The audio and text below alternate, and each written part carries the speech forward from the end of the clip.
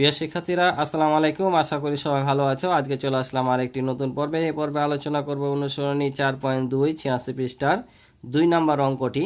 গত পর্বে আলোচনা করেছিলাম সরল করো 1 নম্বর অঙ্ক নিয়ে, আজকে 2 নম্বর নিয়ে আলোচনা করব। তো তোমরা ক্লাসটি অবশ্যই ধৈর্য সহকারে শেষ পর্যন্ত দেখবা, আমি তোমাদেরকে সহজ করে বুঝিয়ে দেওয়ার চেষ্টা করবো ইনশাআল্লাহ। তো চলো আমরা অঙ্কটা শুরু করি। বলছে a সমান 2, b সমান 3, c সমান 1 হলে নিচের রাশিগুলোর মান নির্ণয় করো। আমরা ইতিপূর্বে শিখেছি এগুলোকে বীজগণিত রাশি বলে। এখন আমরা মান নির্ণয় করা শিখব।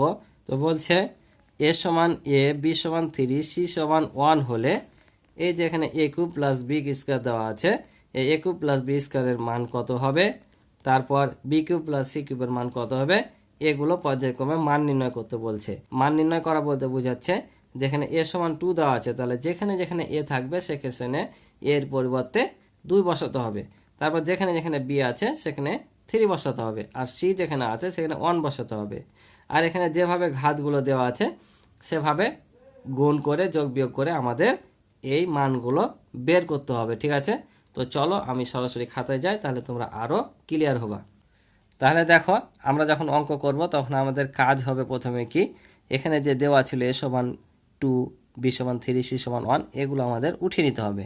যে দেওয়া আছে a সমান 2, b সমান 3, c সমান 1 উঠিয়ে নিলাম। এখন আমরা মানগুলো বের করব, ঠিক আছে। তাহলে এখন আমরা যদি মান বের করি, তাহলে আমরা এখানে লিখে নেব যে a cube plus b square, এটার মান বের করতে হবে, তাই তো। তাহলে এখন দেখো এখানে এর মান কত দেওয়া আছে, 2 দেওয়া আছে। তাহলে আমাদের এর পরিবর্তে এখানে কি বসাবো, 2 বসাবো। আর এর উপর যেহেতু এই কিউবটা আছে অর্থাৎ 3 আছে, তাহলে আমরা এখানে 3 বসিয়ে দেবো। তোমরা কিন্তু এমনভাবে লিখবা না যে 3টা যেন নিচে নেওয়া যায়, সব সময় কিন্তু এটার উপরে হবে, কোনাকোনিভাবে বসাবা, ঠিক আছে। তারপর এখানে যোগ আছে, যোগ দিলাম। তাহলে b এর মান কত, 3, তাহলে এখানে আমরা 3 দেবো। আর b এর ওপর কি ছিল, 2 ছিল, তাহলে আমরা এখানে 2 দেবো অর্থাৎ স্কোয়ার। তাহলে এখন এটা কি করব, এখন আমরা এটা গুণ করব।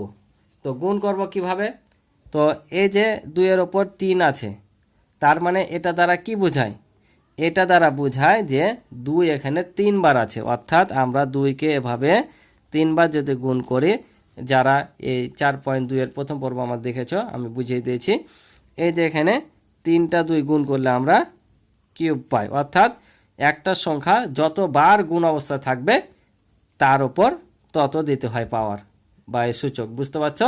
এখানে যদি আরও বেশি থাকতো, 10টা 2 থাকতো গুণ অবস্থায়, তাহলে 2 এর ওপর 10 দিতাম, বুঝতে পারছো। অর্থাৎ যে কোনো সংখ্যা গুণ অবস্থায় যতবার থাকবে সেটাই হচ্ছে তার সূচক। যেমন এখানে 2 3 বার আছে গুণ অবস্থায়, তাই 2 এর সূচক 3। আর এখানে যে 2 এর ওপর 3 আছে মানে বোঝাচ্ছে যে 2 3 বার গুণ অবস্থায় আছে, বুঝতে পারছো।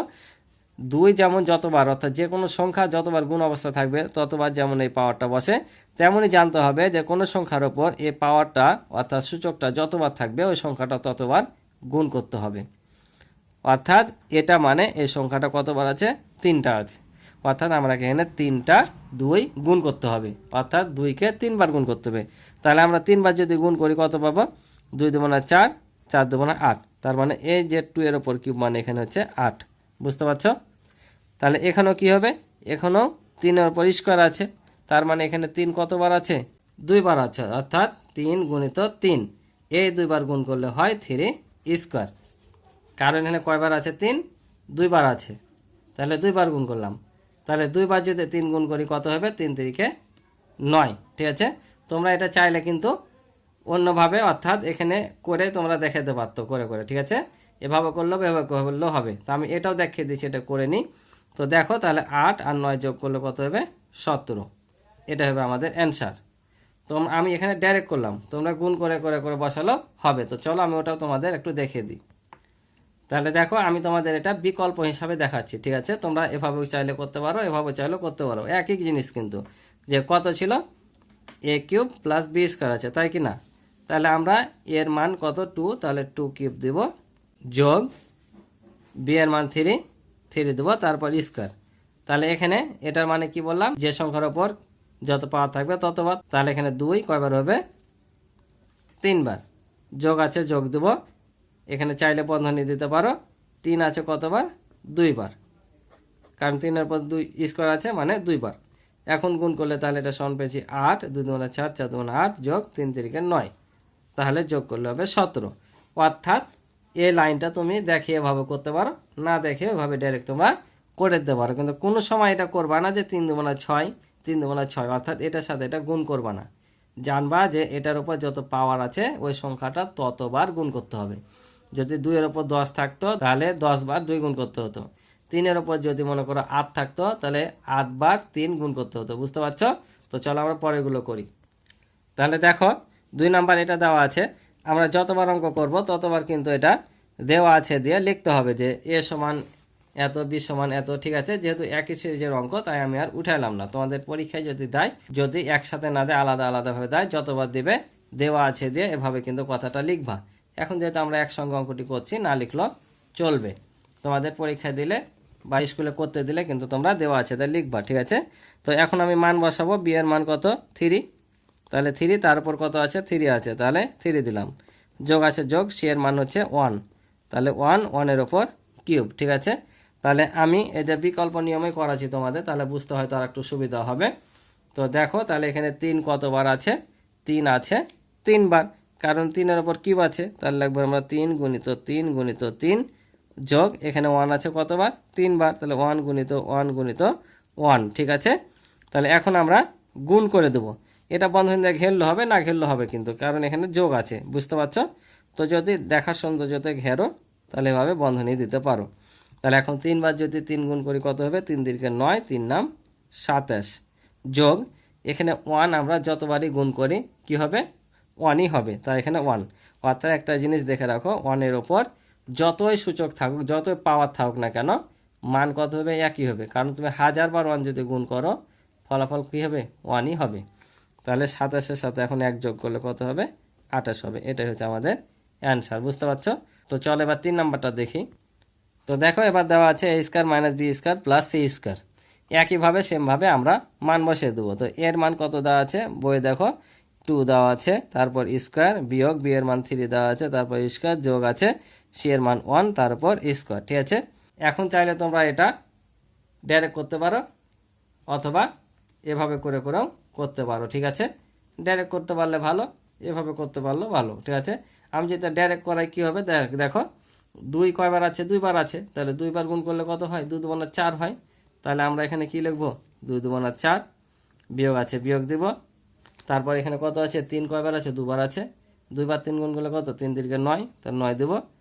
আর 1 এর উপর 1000 পাওয়ার থাকলো কি হবে? একই হবে, 1 একে 1। এখন দেখো আমরা সংখ্যা রেখায় শিখেছি যে ধনাত্মক সংখ্যাগুলো একদিকে যায়, ঋণাত্মক সংখ্যাগুলো একদিকে যায়। অর্থাৎ ধনাত্মক দিকে গেলে ধনাত্মক যোগ, ঋণাত্মক গেলে গেলে ঋণাত্মক যোগ। এখানে দেখো এটা কি সংখ্যা? এর সামনে কিছুই নাই, মানে এটা কি আছে? প্লাস। আর এই যে এটার সামনে প্লাস আছে, মানে এই দুটো হচ্ছে ধনাত্মক সংখ্যা। তাহলে এই দুটো কি করবো? আমরা যোগ করে নেব। তাহলে 4 আর 1 যোগ করলে কত হয়? 5। এটা যেহেতু ঋণাত্মক সংখ্যা বসে গেল। তাহলে এখন দেখো আমরা কোন সংখ্যাটা থেকে বিয়োগ করব? আমরা এটা থেকে এটা বিয়োগ করব, কিন্তু এটা দেখছি মাইনাস সংখ্যা, তাহলে এটা থেকে এটা বিয়োগ করলে কত হবে? 4 হবে। আর যেহেতু -9 থেকে +5 বাদ দিচ্ছি, তাহলে কি হবে? -4 হবে। বুঝতে পারছো? যেটা থেকে বাদ দিবা সেটা বসাবা। যেহেতু -9টা বড়, কিন্তু এটা চাইতে এটা কিন্তু বাদ দিছি, কারণ আমরা সংখ্যা রেখায় যদি প্রথমে কি করব? ডান দিকে 5 ধাপ যাব, আবার 5 থেকে এদিকে 9 ধাপ আসতে হবে। 9 ধাপে এসে কোথায় ঠেকবো? একেবারে -4-এ না, তাই এটা -4 উত্তর। বুঝতে পারছো? তো চলো পরে অঙ্ক দুটা করে দিই। তাহলে দেখো এটাও কিন্তু সেমভাবে হবে। তাহলে বি এর মান ছিল 3, তারপর স্কোয়ার -2 গুণ দেব। এটা কিন্তু গুণ অবস্থা আছে, 2ab আছে, মানে এই তিনটা সংখ্যা কি গুণ অবস্থায় আছে।